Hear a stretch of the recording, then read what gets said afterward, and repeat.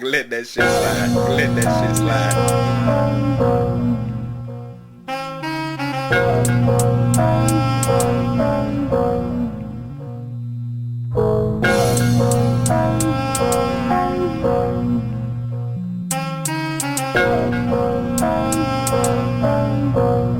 Man, put the eighth down and come solve these problems.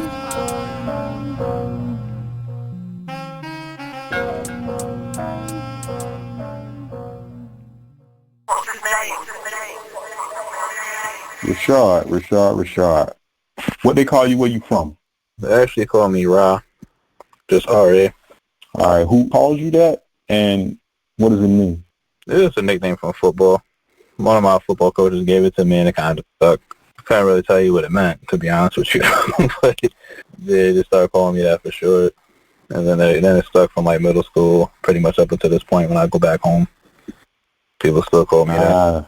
Yeah, so that's that home feeling. Like if you hear that, that's from the crib. That you know, that type of stuff. It's a good feeling because I'm so used to like calling me like Gray, you know, my last name all the time. So it's good to be able to have that again. Ra, like Sun Ra. Yeah. What position you play when using football? Running back, cornerback, safety, and receivers like the last like my senior year. But I mostly just played defense. I didn't really it got really political to play. Like when it came to offense, it was kind of political. Like it was kind of a favorite system with that. So I just kind of stayed off it. I stayed away from that. Yeah. No, I know about that. Yeah, you know the captains. Even if you're better than the captain, they're gonna put the captain in because he's kind of.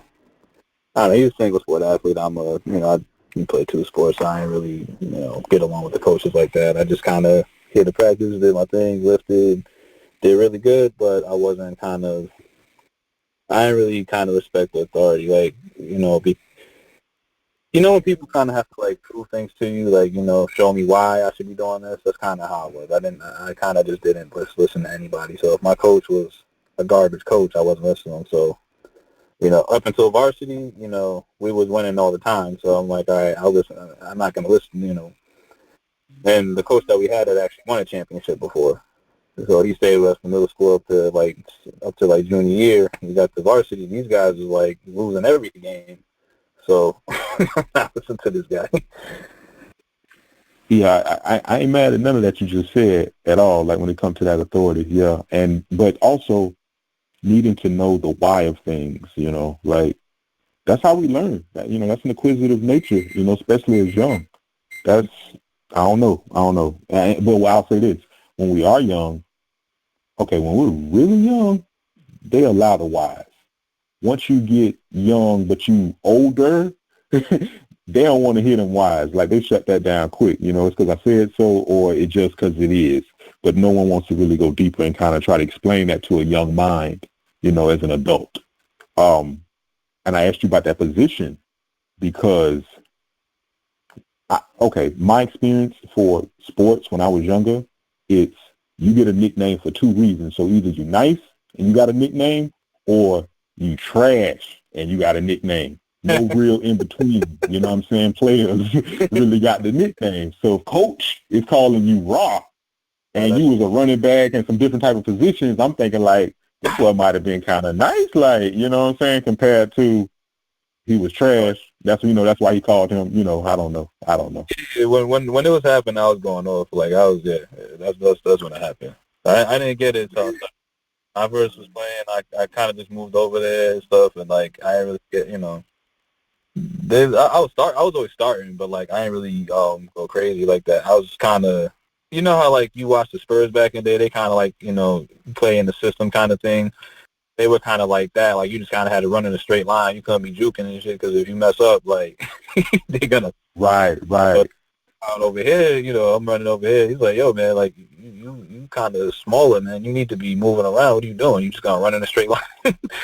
So then once I started, I'm like, oh, all right, I got the green light to go do whatever. He's like, yeah. So then I started doing whatever and started working out. And then, that's when I started going, started taking off and everything. Yeah. But Yeah, that's funny. That's definitely true though. Either you trash. That's what I remember, you know. And then you told me the origin of where the name came from. I'm like, okay, we might be on to something. We'll see. What's your motto? You got any words to live by or any words to die to? You got a motto for life I don't or have day to one. day? I might have put too much on it. You know, let me back up off it a little bit. You know, just in situations. You know, you might have some affirmation or something or anything you go to. I kind of just do everything I can. My grandma's like, I used to have really like bad anxiety, so I talked to my grandmother about this type of thing, and usually like you kind of have anxiety when like you worried about all like a whole bunch of stuff. You know what I'm saying? And she would always tell me kind of focus on what I can control. So that's kind of what I do now. I focus on what I can control, and I give, and then the other one is just give my best, and that's all anybody could ever ask of me. So I don't really feel bad because even when I say like, I might say something that rubs somebody the wrong way, I know my intentions is good. The message might not be the right way, or like, even like my family, like we might be at odds with each other over certain things sometimes, but I know my heart was in the right place, and I did the best what I could with what I had at the time, or with what I knew at the time. So I can't really dwell on that. Same thing with the future. I can't worry about it. I can only control and do what I do now. So those are really just the two things I would live by. I would say that's got me through like the last like probably I want to say 10 to 12 years. Say them for me one more time. What the two mottos? Control what I can control and do my best, and that's all anybody can ask of me. So like same thing like with tests. Like I never embarrassed for tests because all I could do is whatever. I can't stress over that. Like some people go on the test and they're freaking out and all this other stuff. I'm like you're gonna pass it or you're not. That's really all you could do. Yeah. When I hear that, that make me kind of think of faith. Like I put work in and I have faith. So why am I gonna worry? Like go do what you need to do. If it go, it go. If it don't, it don't. But if it was meant for you, that's what's gonna happen. If it wasn't, you gonna find out. So go. Well, and then the other part is just like, again, it's all on you because you know how much work you put into it. So if you ain't put enough work in, that uncertainty, that's why that's there. I mean, if you didn't do what you had to do, and at the same time, you still know like what you did. So you kind of know where you're gonna stand regardless. You know what I'm saying? You might get lucky, you might not, but you know what you did at the end of the day. Right. So I'm gonna hit you with the you, and then we gonna circle back to that lucky. All right. So I'm gonna double down on faith, and I'm gonna say faith in you. Have faith in yourself. Like you know what you did, and if you prepared yourself, then hey, maybe some positivity might come out of this. If you didn't prepare, then you know what I'm saying. Maybe you might get another chance to get it right, or like you said, get lucky. I would say that goes against what you were kind of saying with the you know what you did, because I'm one of them that where it's like we wield our own fortune. Like you don't need no luck. You know what I'm saying? Like if you prepare, you don't put the work in, and damn. See, I'm about to contradict myself because I was going to say, shit, and if the stars align, then it's going to work itself all out. But I think, I don't know. You got me thinking about it. I'm processing it as I'm talking about it, and I was trying to formulate, I guess, a little pushback. But yeah, I don't know. I might be contradiction. Go ahead. Do your thing.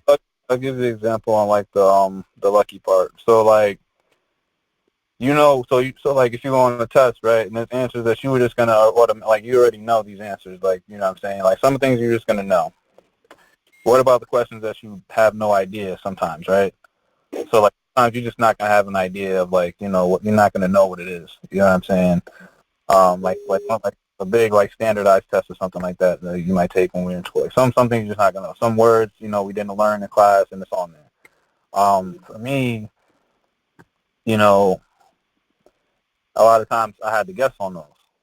You know what I'm saying? Sometimes you could do the process of elimination, break it down to 50-50, or, break it down, at least get rid of one of the answers, but sometimes you can't even really do that. Sometimes you really kind of lost on those answers, if you didn't do the work.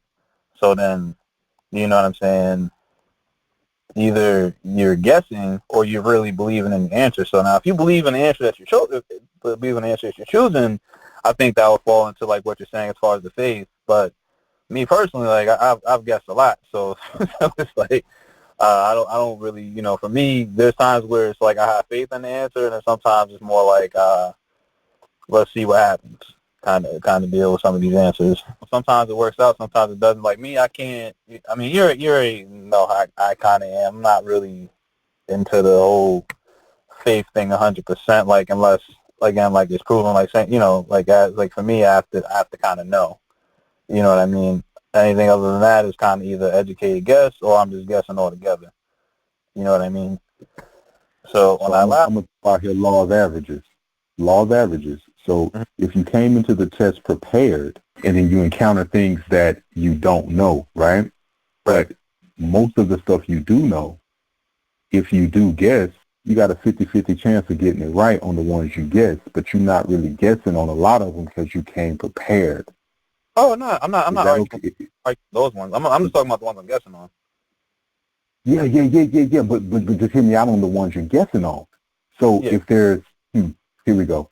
If there's 20 questions and you came to the test prepared, there may only be, let's be real, 4 to 5 that you got to guess on. Is that okay to say? Yeah. That's fine. So with that, I'm saying law of averages of you've already damn near passed the test because you came in knowing what you know. That's what I'm saying. Faith in self. I prepared myself for this test. I got my number 2 pencil sharp. I'm ready. All right. Now I go, but I encounter some things that, I just wasn't ready for. But most of this stuff, I got this shit down packed. Yeah, you ain't finna fail that. Ain't no way you failing that because even if you guess on them 4 or 5, if you even get 2 of them right, you still pass the test. That's what I mean about the law of the average. You know what I'm saying? Mm-hmm. What you think? You keep me sharp. I don't get to do this often, so that's why I'm going back with you. I wasn't specifically talking about that example. So that example fits exactly what you're talking about. I was saying in the case that, like, you're either you're not prepared or you're kind of on that fence, like where you either you need these questions. So like, say like you work in a job and like you got to test on something, like to test out a training or something like that, and it's about something that you really, you really don't care about this. You're just trying to get some money or something like that, and you can't really prepare. And then they tell you that you have this big test on like all this policy stuff, and you ain't read any of the policies or anything like that. Well, now you have no idea. You might have no idea what's on that test. So for me, like I've been in a situation like that where I didn't know anything that was on the test, but I got 100 on the test. So for me, like, I will say, like, I didn't have faith in anything for that. But, I think I just got lucky for that. Or maybe, something was looking out for me, whatever. But in that type of situation, for me, that's where I'm like, I have confidence in my answers. I just kind of said, all right, I'm just going to do what I can to pass this test and try to pass this test. And that's it. That's so funny to me. I'm laughing only for the perception of it. Like this is me. When I hear you say faith, it makes me think you're thinking of like this thing that's gonna do something for you or look out for you or be there for you type of stuff. Is that what you're thinking? No. I'm thinking more okay, all right. I'm saying like confidence in my answer, like, believing that it's the right choice. Okay. Got it. So believe, like, kind of like about believing in yourself, but like, I don't believe in the answers because I know I didn't study. So. Oh, hell nah. Yeah. We put too much belief in there.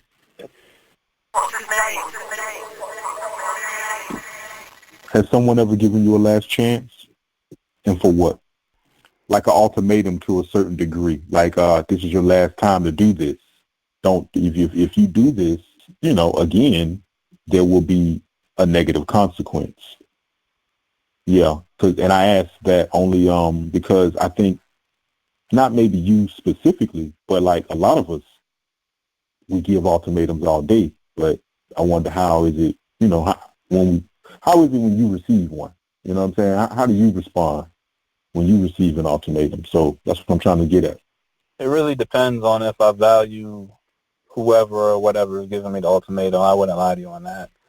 So that's why I need a specific. I want that what. So if it happened, what was it? Let's get straight to it.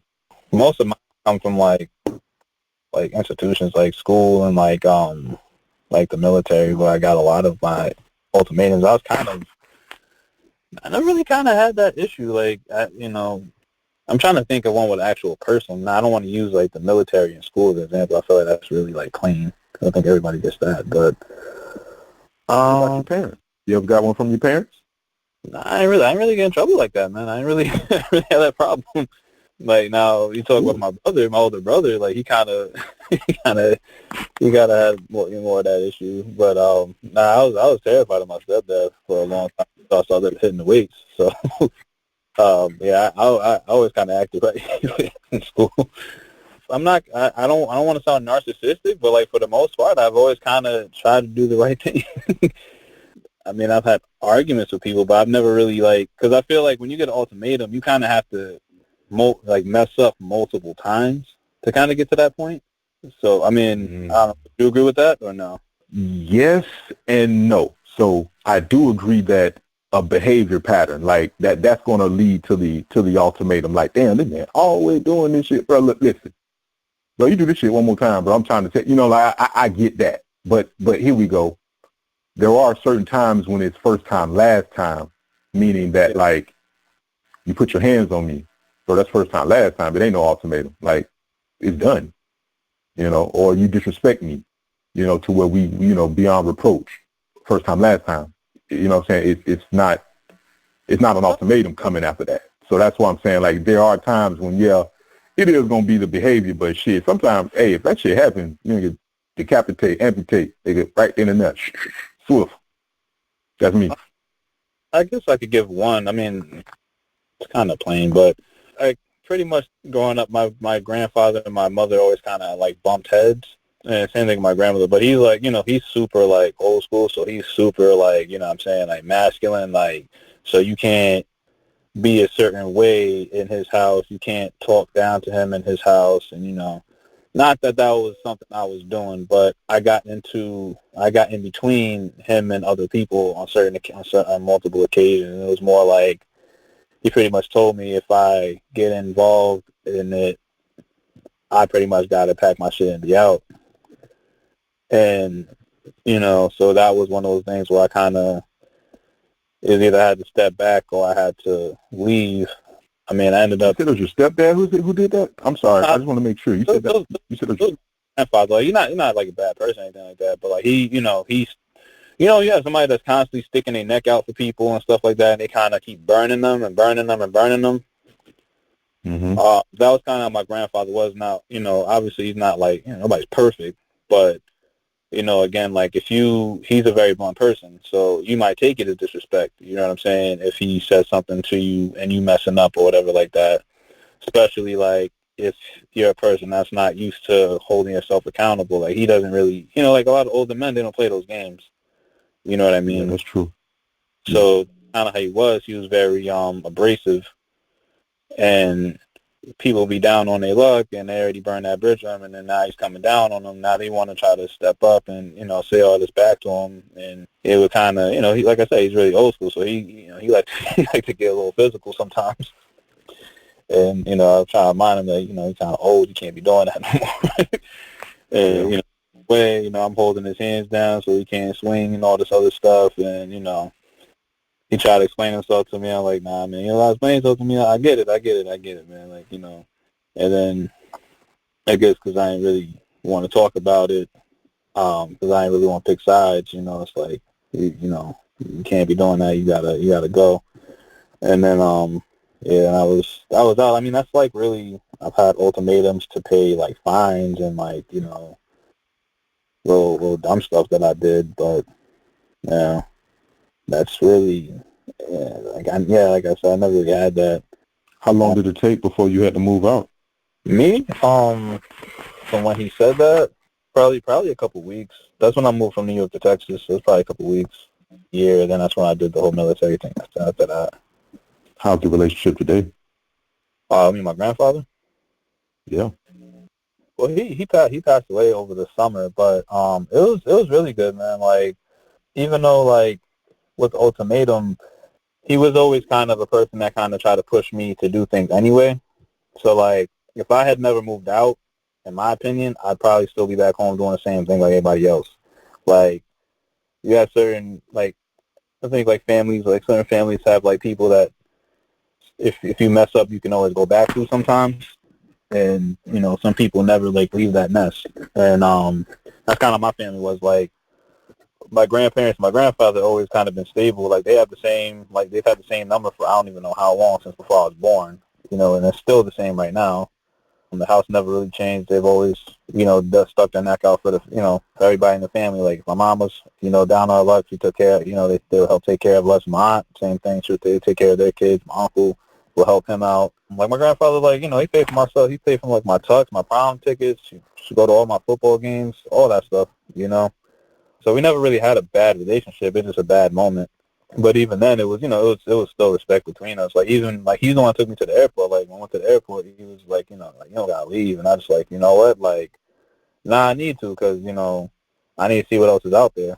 You know, even though I was gonna stay with my dad, I was just going out there. I was just staying with him until like got a job so I can get an apartment. And then I was trying to get out of there. And then yeah, like once when I joined the military, came back home, like you know. Like he was one of the first people. Like I was really happy to talk to him first about everything because he was one of the few. You know, he's like one of those people that's really kind of trying to push you, make you uncomfortable so that you can grow.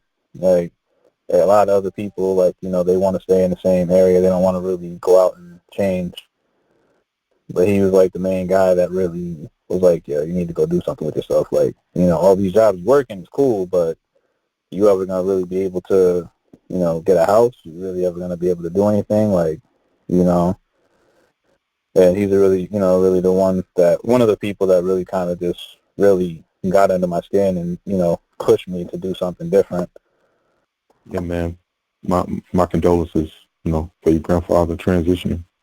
Did he get to meet your family before he passed away? Yeah, he got to meet my son. He didn't get to see my daughter. I haven't brought my daughter up there yet. But, yeah, he got to see my son. Like, yeah, he was getting a little older anyway, so he wasn't, you know, he started having dementia. I don't know if he had Alzheimer's or not, but I know he started having dementia where he was like kind of losing it a little bit. But yeah, he got to see everybody. All right. Well, let's switch gears a little bit. When have you ever made the first move? First move. I mean, I kind of feel like I've always kind of had to initiate things for myself. Things like with girls, you as a guy, you pretty much always have to make the first move anytime you want to do something for yourself. So yeah, I've always had to make the first move. Even like with the things I do now, like I had to be the first person to do certain things. So like leaving home, nobody in my family has really left home. Like, you know, same thing with college. Nobody in my family has really gone past like maybe a semester or like a year in college. Everybody's always kind of just did that semester, flunked out, or just stopped going and kind of came back home. Where's home for you? As far as like when I'm from New York, but I mean, the place that I probably find the most comfort would probably be like the beach. Okay. I like how you said it. The beach. I like it. Okay, I didn't mean to cut you off. I just needed to know that for what you were saying. Because you refer to it often, but I just didn't know where is home. Oh, yeah, it's Long Island. So, I mean, it's not, you know, nobody really wants to go to the beach over there, but you talk about other places, but it's still, you know, you still go to the beach. It's still like maybe like, you know, 20 minutes in either direction from where I was at, so and then you have like Fire Island going right across it. So yeah, that's kind of where I always like went to go to clear my mind. Yeah, like first move, like yeah, none of my friends really. I mean, I had like one friend that did the military, but yeah, like we wasn't even really in the same like area or like probably like even like the same group by the time like he made that decision. We wasn't really around each other like that. Nah, everybody. I mean, everybody's pretty much still like back home doing a lot of the same stuff that we were doing before I left. They're doing better, but it's still kind of like still more of the same. Just making make more money. You might have kids now, but again, like it's still more of the same. Like nobody really left. Like they might go take a trip, but as far as living and going and starting somewhere, something new somewhere else, chasing your actual dream. Like I only know like maybe like one person that's doing that. Real life, man. You know what I mean? Just real life responsibilities, procrastination, just all kind of stuff. Like yeah, it's real. I do respect anybody who can just go out and chase their dream, like no matter what. You know what I'm saying? By all means necessary. There ain't no plan B. My plan B is to make my plan A work. That type of shit. Like I respect that. All right. Well, I ain't gonna keep you here all day. So let's knock out this last one. Let's discuss something in your life that you just can't seem to get over, or maybe I guess push through. That might be better. Something that you can't seem to push through, but not like this. It's over time. As time passes, it's like, damn, this shit still keep coming up. Like I don't understand why I keep going through this. Like that type of stuff. You got anything like that in your life? I guess fear, I think, would be like the biggest thing. I think like a lot of times we take a lot of things for granted. Then something happens, and like you kind of feel like really you realize like your own like mortality. Like somebody may pass away, or you might see something happen, or like because like I'm in like the medical field right now, so I see like like people that are messed up kind of on a regular basis, or like kind of moving closer and closer to their deathbed like every other week. You kind of get into like trying to know the truth about everything, trying to know the truth for like why you're here, and it just takes you down this whole big, I want to say like rabbit hole. And no matter like for me, it just seems like no matter how much reading I do, how many religions I've looked into, how much science I've looked into, there's no real answer that just makes you feel satisfied. I mean, for me at least, that just satisfies that type of confusion that comes with that. I think that for me, that's always the biggest thing. So like as much as I read and what I look into, and it's something that like just that fear of dying, like that's just something that we all know that we're gonna die at the end of the day. But it's like at that point, why why are we scared of it? And it's like something that we know since kind of like day one. So yeah, I think that that's my biggest thing, like fear, like anxiety. Those are kind of two things that I've been able to beat them, put them away for a period of time, but sometimes somehow they always kind of come back up into my life and kind of mess my head up a little bit. Yeah. Kind of lose my footing. What do you do to regain? Like, do you have any techniques or any just anything that you have learned over time that helps you when you're feeling like that?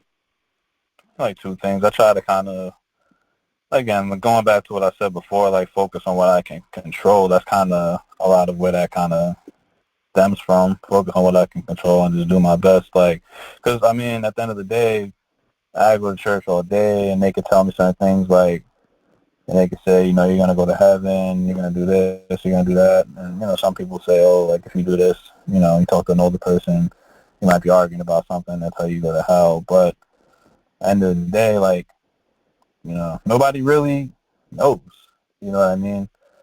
So, yeah, like I said, like, the only thing I can do is really try to talk to, I talk to my dad about things, and it just comes down to that same thing, like, well, you can't really do anything. You can't do anything for something that you don't know.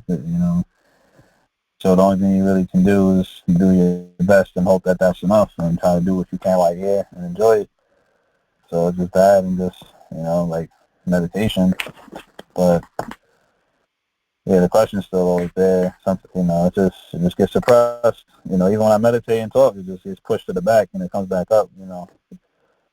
And that's some of the stuff that happens in the dreams too. So I got a few things to what you said. So when you were talking, my mind went to a few things. So I'll start here. Yeah, because I read a lot too, bro. So I take I take what resonate with me in these books, and the stuff that don't, I cast it to the side. But I still know at the end of the day that all these books are written by man. exactly. The religion is created by man. Mm-hmm. So I ain't really even finna go to none of that to like look for what I'm looking for when it comes to me. I would say look within. Look within, like learn yourself. Learn what makes you tick. That might help with that fear. Because if you tap into, well, this is my opinion, but tapping into like understanding why you are here, yourself. I understand what you're saying about why man is here, why we all are here and all that type of stuff, but no man can't tell you about you better than you. Like, you know who you is. You like, can't nobody be you better than you. You are you. I hate to harp on it like that, but learn yourself. Take some time for yourself. Like, quiet the mind and really get into who you truly are, man. I think that will help tremendously. That's just my opinion, But yeah, that's where I've been at, man. I always have been inquisitive. I've never really dealt well with authority.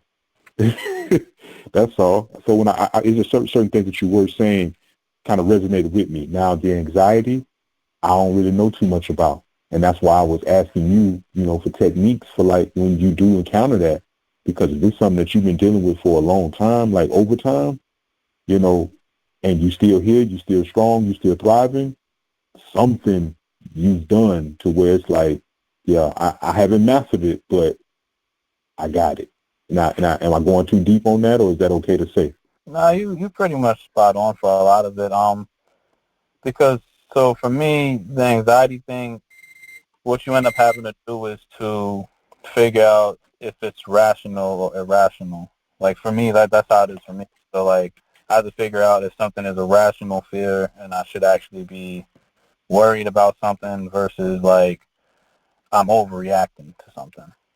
So like if I really am like in a serious position, like, you know what I'm saying, and something really might happen to me, that's a rational fear. But at the same time, I still got to think, well, is me freaking out really going to help anything? So that's why I get into the whole meditation kind of thing. Like even like, like mindfulness and just like trying to relax and clear my head and make a certain decision. So it's not always just like fear, like fear of dying thing. Like sometimes it's just like, like you could have regular situations and still have anxiety. Like it's really just, like some people get anxiety public speaking, you know what I'm saying? I get anxiety with traveling. So like if I fly somewhere, like I hate flying because like even though it's supposed to be like the safest way to travel, I don't like the idea of being 30,000 miles up in the air. Just, and I feel like that's a common sense thing. Like, so that's the type of thing I have to tell myself. I have to tell myself, hey, this is the safest way to travel, even though I'm 30,000 miles in the air. You know what I'm saying? I have to sit there and play that mind game with myself to calm myself down every time I get on a plane. So I have to do things like that to like rationalize whatever it is going on. Same thing, like kind of what you were saying about looking inside myself. Like when you talk about like meditating and stuff like that, like when I talk to like the older people, it's more so like not for them to solve my problems. Cause nobody can solve your problem or anything like that. But I just asked them like what their situation was when they were younger, what they were dealing with when they were my age, and how they overcame whatever it might have been. So like even just like you, like obviously you probably like just like you were saying, like you see a lot of similarities as far as like the disdain for like authority and stuff like that. I could sit there and actually ask you like how you deal with certain things. Like I've asked you about certain things before. Like you told me like, like for example, I think you said when you talk to like maybe like older people about certain things, instead of like going back and forth with them or just people that, you guys might not agree with, you you said like you ask questions rather than go back and forth with them. You know what I'm saying? To kind of see where their head is at, and see, maybe if there's common ground between you guys.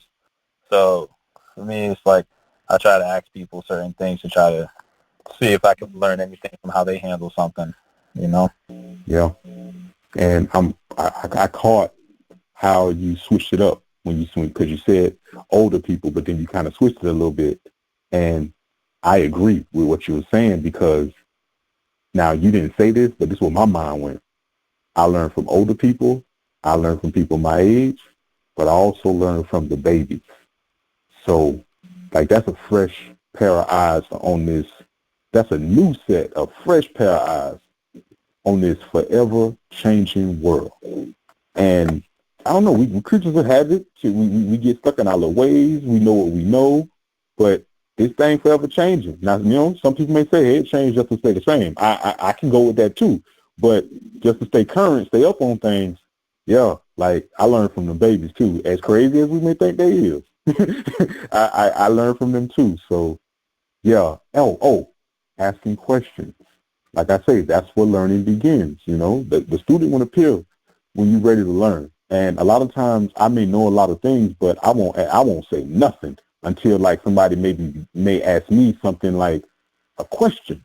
And then even then, is it a genuine question? You know what I'm saying? I'm discerning between that. Like, do I even still want to engage right now? Just because they ask something I might like, don't mean I still need to get it to them.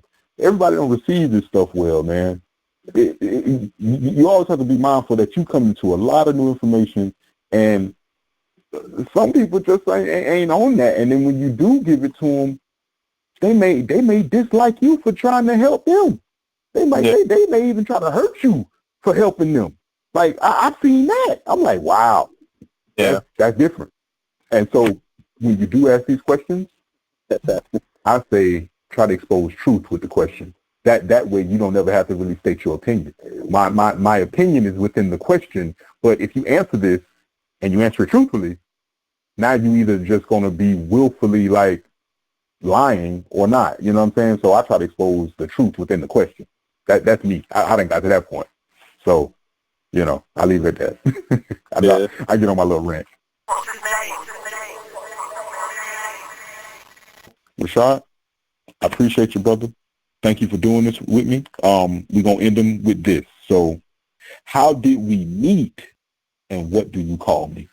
I think I don't know if I got introduced to you over the phone. I know the first time we met in person was Thanksgiving. You came for Thanksgiving a couple of years back. We got introduced because Destiny and Vash were talking, and then we talked about like the ISIS papers and everything, and I think we started talking over that. And then we met in person Thanksgiving, I want to say 2019. And then you said, what was the last? You said, what did I call you? Yeah, what do you call me? What do I call you? I call you by your name, man. You call me.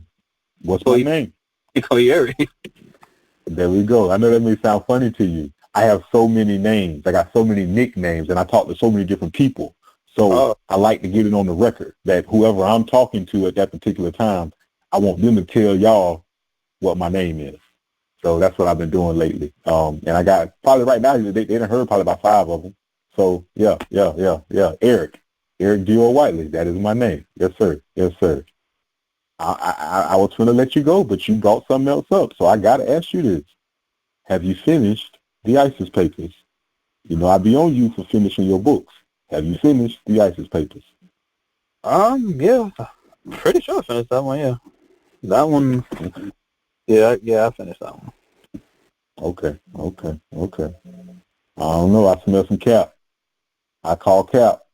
No, it's one of those ones I came back to. So I read up to, I think it started getting to Christ. I started talking about Jesus in there, and kind of like how they whitened him and the real story behind it. And then I think they also she talked about the Trinity in the beginning, but like in the preface. But so I came back to it after that because I tried to finish this other one that my mom had gave me. It's called Science Itself, because I actually got the ISIS papers from reading that book. All right. Science Itself. And that one is kind of like it kind of like blends, like brings the pieces between like religion and science together, and it gets into like everything in that book. But then You know the author? so his actual name is Sujan Das, but he's a 5%er. His 5%er name is Supreme Understanding. He's from Jersey, and he has a bunch of books out. He has like a whole publishing company. Like he's like the first person. Like his books really kind of led me to all the other stuff that I started reading. To be honest with you, like Knowledge of Self led me to the first one that I read was called Knowledge of Self, and that's kind of like just teaching you kind of like the context of like the 5%ers and what's and pretty much what really is going on with like black people and the mixing of races and like COINTELPRO and a lot of things like even stuff that's kind of left out of the Malcolm X autobiography, kind of like a lot of history that's not really taught to us gets into not really the details of Freemasonry, but some of it. And but it's really like heavy starting off talking about the Nation of Islam, because that's kind of where the lessons that they study come from. But then when you get to the science itself, it gives you because they have to cite everything, obviously, because they want it to be like an actual scientific work. Yeah, they cover everything. So they cover all the Kemetic science, kind of what I was getting into with the Buddhism, like the Gnosticism. You were kind of saying, search inside yourself. That's actually in the book where it talks about man being like God on earth, like God living inside of its actual creation to experience it.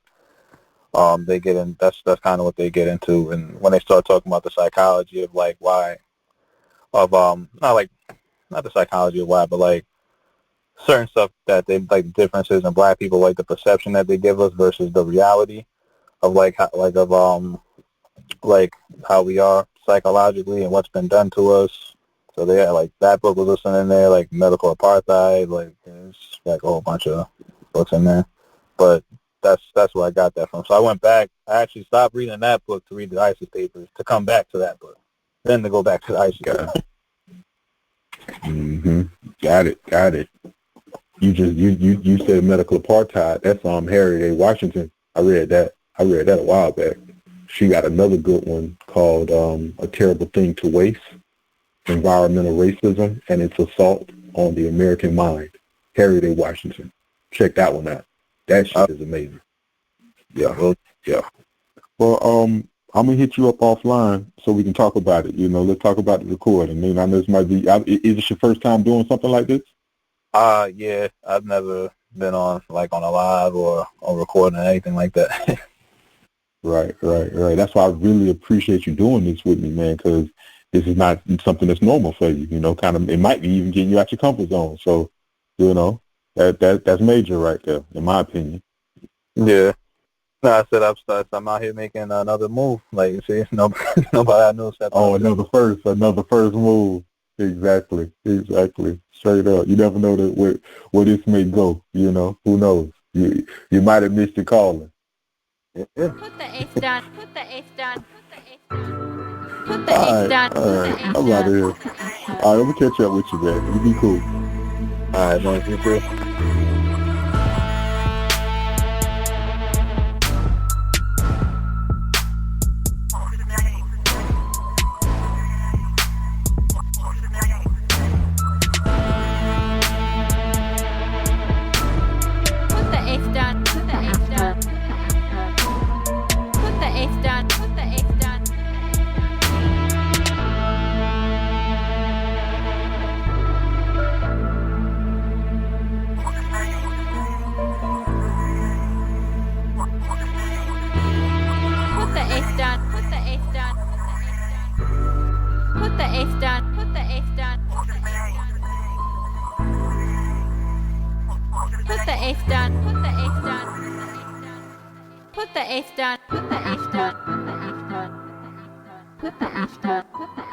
Man, put the H down and come solve these problems.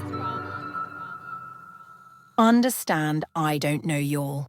Remember, I love everybody. I am not your licensed therapist. and nothing shared on this podcast should be taken as medical, mental health, or legal advice. The discussions we have here are for educational, informational, and entertainment purposes only. We engage in open, honest conversations, sometimes including the mindful use of cannabis in a therapeutic setting. So kick back, take what resonates, and remember, always consult your own licensed professional for personalized guidance.